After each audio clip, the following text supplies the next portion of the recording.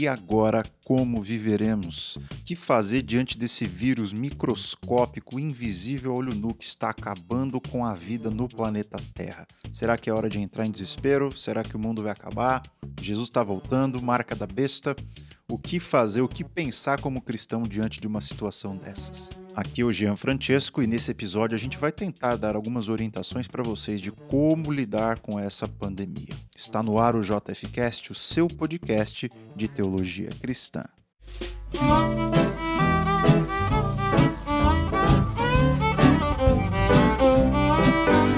Sejam bem-vindos, pessoal, a mais um episódio aqui do JFcast e hoje nós vamos lidar com esse tema do dia, esse tema da semana que é tão complicado, que é o Covid-19, o coronavírus que foi originado na China, já se espalhou por quase todo o mundo, inclusive o nosso país, o tão amado povo brasileiro. As opiniões se dividem em relação a isso, se a gente tem que parar tudo, se tem que só isolar os idosos, será que a gente tem que tratar isso como uma calamidade, enfim, existem várias opiniões, pessoas estão divergindo, o fato é nós estamos em sinal de alerta, nós estamos sendo orientados pelas organizações de saúde, pelo Estado, a nos confinarmos nas nossas casas e evitarmos ao máximo contato físico, relacionamentos e a vida comum que a gente estava acostumado.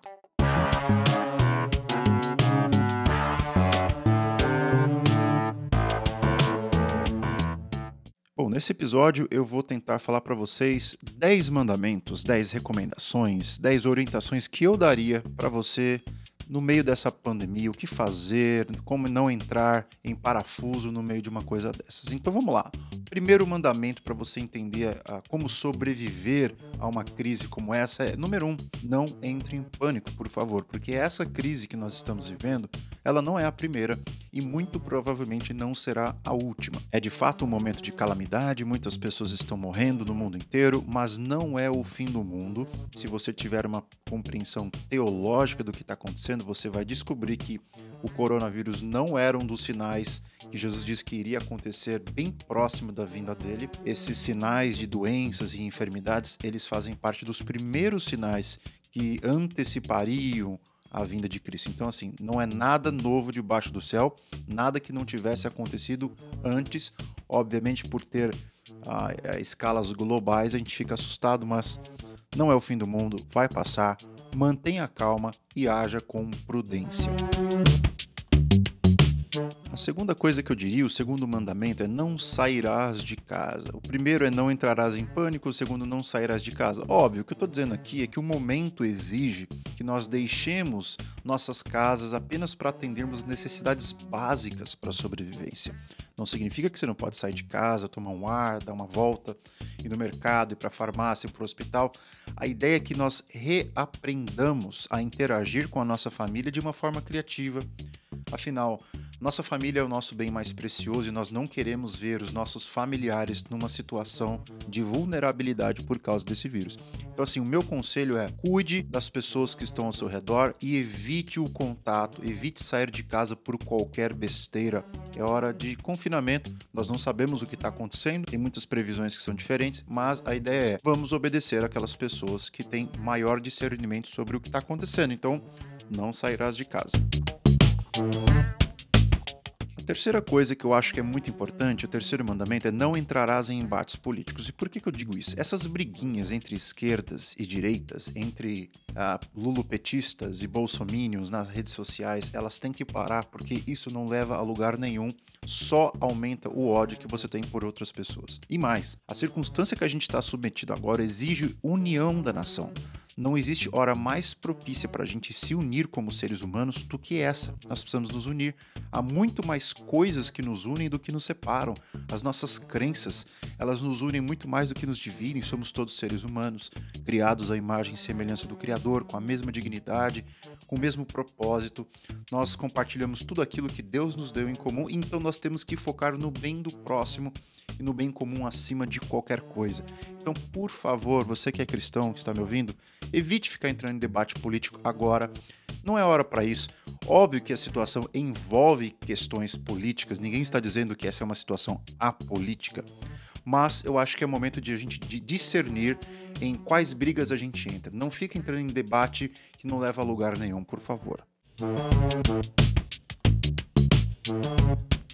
O quarto mandamento, recomendação, conselho que eu dou numa hora dessas é: não deixarás a generosidade. Não deixe de ser uma pessoa boa. Não deixe de ser uma pessoa generosa para com as pessoas que realmente precisam. Embora o momento seja de reclusão, ele também nos compele a solidariedade àqueles mais afetados por essa pandemia, que são os idosos.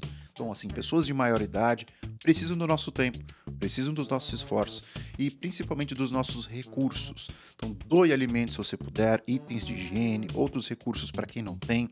Coloque-se à disposição de pessoas que estão ao seu redor e tome a causa deles como causa sua, porque nesse momento os idosos não podem se defender, eles não devem sair para comprar coisas no mercado ou coisas do tipo, ou resolver os seus problemas da vida. Nós precisamos ser generosos para com eles e isolá-los de qualquer circunstância que possa favorecer o contágio com o vírus. É muito difícil colocar isso na prática, né, para uma pessoa que mora com uma pessoa idosa, mas esse é o desafio, é criar maneiras e criar situações para evitar o contágio ou a relação com pessoas idosas com outras pessoas que possivelmente possam estar infectadas. O quinto mandamento para você sobreviver a essa pandemia é: não ficará sem dialogar. Não perca os seus relacionamentos. Nós não estamos agora próximos fisicamente, mas nós não devemos nos distanciar, porque nós temos os meios virtuais para isso. Em outras palavras, mantenha o contato com seus amigos, com seus familiares, colegas de trabalho, por meio das redes sociais, chamadas de vídeo, áudio, telefone, entre outros, lives do Instagram, tem muita gente fazendo. Cheque se todos os seus amigos ao seu redor estão bem, orem por eles, conforte-os, mantenha o sorriso no rosto e leve esperança para onde for, como eu disse.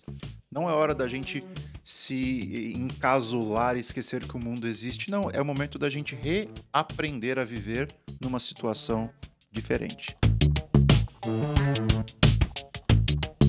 O sexto mandamento para sobreviver à crise é: não cairás na ociosidade. Ociosidade é ficar sem fazer nada. Tome cuidado com o mau uso do seu tempo. Aproveite esse intervalo de confinamento para ler bons livros, estudar as escrituras, ouvir palestras e, por que não, divertir-se com a sua família, jogos de tabuleiro, jogos virtuais. É tempo da gente redimir o tempo. Como está escrito lá no livro de Efésios, capítulo 5, verso 16, pois os dias são maus. O que é redimir o tempo? A palavra redenção, no grego, significa comprar de volta. Quando Paulo fala que nós temos que redimir o tempo, ele está nos encorajando a ver o tempo como valioso. Tem gente que fala o tempo é dinheiro, é exatamente isso que Paulo está dizendo. O tempo é muito valioso, você tem que comprar o seu tempo e aproveitar o máximo que você pode. E agora que a gente tem muito tempo de sobra, vamos dizer assim, valorize para fazer tudo aquilo que você sempre quis fazer e não teve oportunidade, porque agora é o momento. Essa crise vai passar logo logo e você vai se arrepender de ficar no ócio.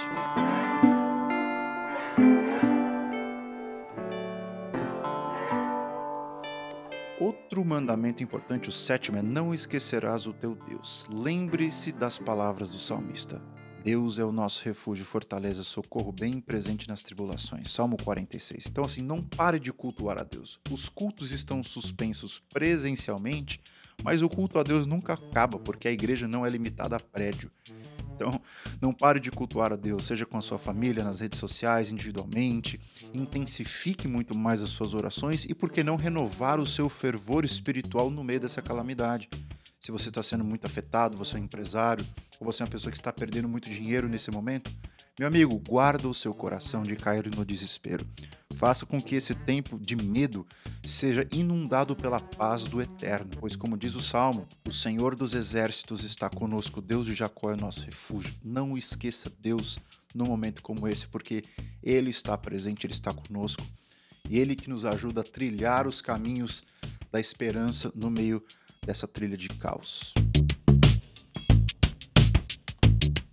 Outro mandamento, o oitavo: não adivinharás o futuro. Isso é muito importante a gente lembrar, porque nós não sabemos direito ainda o que nos espera. Se serão 2 meses, serão 15 dias, se serão 4 meses. Essa crise pode ser que daqui a poucos meses já esteja controlada, pode ser que demore um pouco mais. Nós não sabemos e não adianta inventar a roda, não adianta tentar prever o futuro. Cada país tem o seu próprio meio de enfrentar as pandemias. E a minha oração é que Deus nos dê um coração sensato, prudente, e o Brasil leve a sério essa situação toda e que Deus nos livre disso o mais rápido possível. Essa é a nossa oração. Mas por hora, como a gente não vê a situação revertendo, o mais prudente é evitar os falatórios inúteis, teorias da conspiração e sermos pessoas realistas, olhando para fora daquilo que a gente está encontrando na sociedade e parar de ficar inventando teorias da conspiração que são fabricadas por gente que não está nem aí a resolver essa crise, só estão interessadas em jogar mais lenha na fogueira.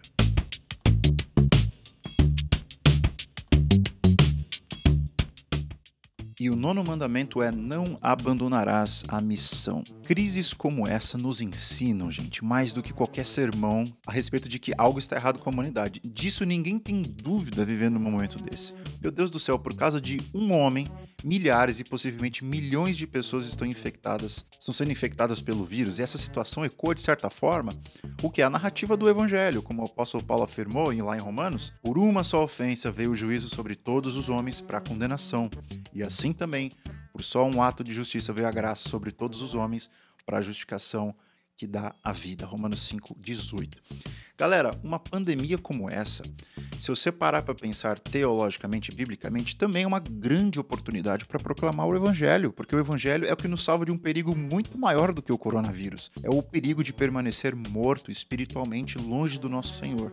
Então, assim, da mesma forma como um vírus se espalhou por intermédio de um homem, a salvação está sendo nos oferecida gratuitamente por intermédio de Jesus Cristo, e quanto mais nós engajamos com as pessoas, mais nós contagiamos as pessoas pela esperança e pela salvação que temos em Cristo. Então não abandone a missão. Esse é um momento que eu acredito que a gente vai relembrar no passado como um momento que muita gente veio para a fé cristã por intermédio do nosso testemunho. É engraçado que no meio dessa crise toda, eu nunca vi tanta live de pastor não famoso bombando no Facebook, no Instagram, porque as pessoas realmente não perderam a fé, e isso é muito bonito. E é muito ver que os pastores estão entendendo que nessa hora onde as pessoas não podem exercer as suas atividades normais, é a hora que o pastor mais trabalha, porque realmente o grande trabalho do pastor não é ficar administrando igreja, é pregando o evangelho e nutrindo o coração das pessoas com a palavra de Deus.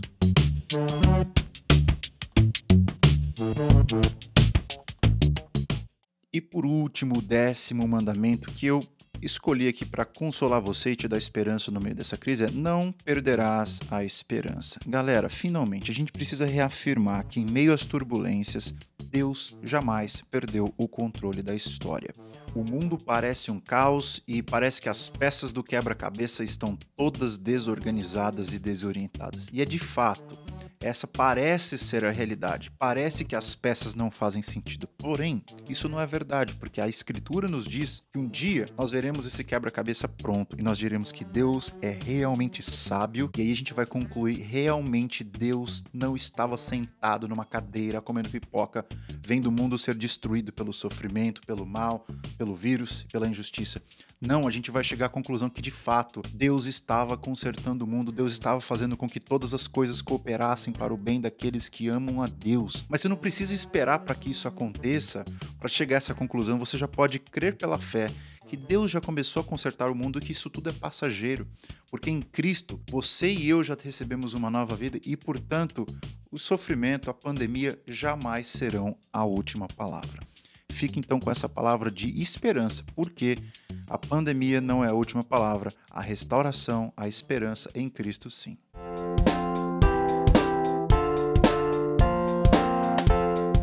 Muito bem, pessoal, estamos ficando por aqui. Esse foi mais um episódio do JFcast e eu espero que eu tenha oferecido um pouquinho de esperança para vocês, instruções, orientações do que fazer numa pandemia como essas.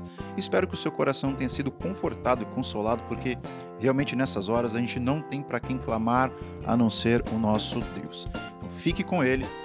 Fique com a graça de Jesus. Eu espero que Deus te abençoe profundamente, você e sua família, e te livre de qualquer contaminação, que você permaneça saudável. Também vou deixar aqui na descrição do nosso episódio alguns livros que vão te ajudar a enfrentar momentos como esse com esperança. Lembrando que quando você compra qualquer um desses livros pelo meu link de afiliado da Amazon, você está ajudando a sustentar esse podcast, tá bom? Então eu fico por aqui, que Jesus te abençoe profundamente e até o próximo episódio. Tchau!